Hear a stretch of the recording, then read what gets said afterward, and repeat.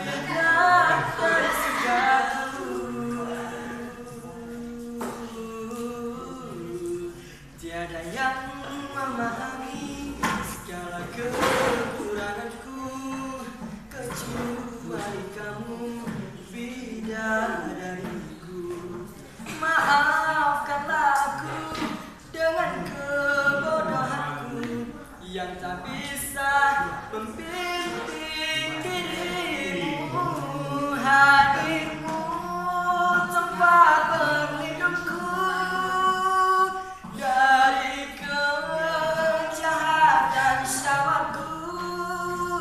Tuhanku merestui itu, dijadikan engkau istriku.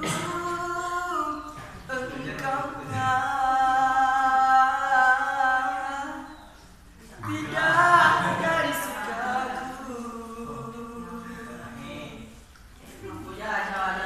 Rabbana hab lana min azwajina wa dhurriyyatina